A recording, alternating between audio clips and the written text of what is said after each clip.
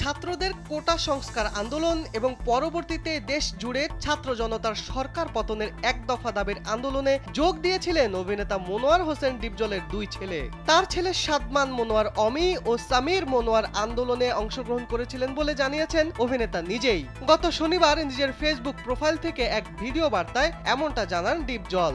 দুই ছেলে আপনাদের পাশে ছিল, দুই ছেলে পরিশ্রম করেছে। ভিডিওর শুরুতে দেশবাসীকে সালাম দিয়ে ডিপজল বলেন, বিগত কয়েকদিন অনেক খারাপ ছিল, এখন ইনশাআল্লাহ ভালো অবস্থায় আছে। ছাত্রছাত্রীরা যে যেখানে মারা গেছে বিষয়টি অনেক বেদনার। আমার দুই ছেলেও আপনাদের পাশে ছিল। আমি বলেছি তোমরা যাও, কোনো অসুবিধা নেই, যদি মরণ থাকে থাকবে, হয়তো আপনারা চেনেন না ওদের। আমি বলেছি যাও, কোনো অসুবিধা নেই, যদি মরণ থাকে থাকবে। দুই ছেলে, আমার দুই ছেলে আপনাদের পাশে ছিল, হয়তো আপনারা ছিলেন না। আর নয় সৌন্দর্য নিয়ে চিন্তা, এবার নিজেকে সুন্দর করে তুলুন স্টাইল ম্যানিয়াক্সের সাথে। অভিনেতা আরো বলেন, আমি মাঝখানে অসুস্থ ছিলাম, চোখে সমস্যা ছিল, এখন ভালোর দিকে আপনাদের দোয়ায়। আপনারা যে যেখানে থাকেন ভালো থাকবেন, দেশের জন্য কাজ করেন, দেশকে অবশ্যই ভালোবাসবেন। আপনাদের পাশে আমি আছি, থাকবো।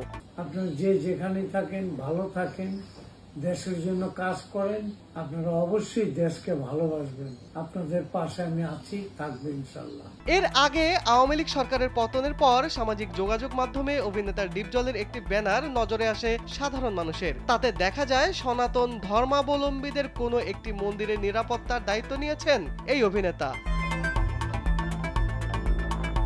এ বিষয়ে ডিপজল বলেন, সংখ্যালঘুদের জানমাল রক্ষায় আমার এলাকার বাসিন্দারা অতন্দ্র প্রহরী হয়ে কাজ করছেন, রাত জেগে মন্দির পাহারা দিচ্ছেন। দেশের ধর্মীয় সম্প্রীতির সংস্কৃতি কোনোভাবেই নষ্ট করা যাবে না।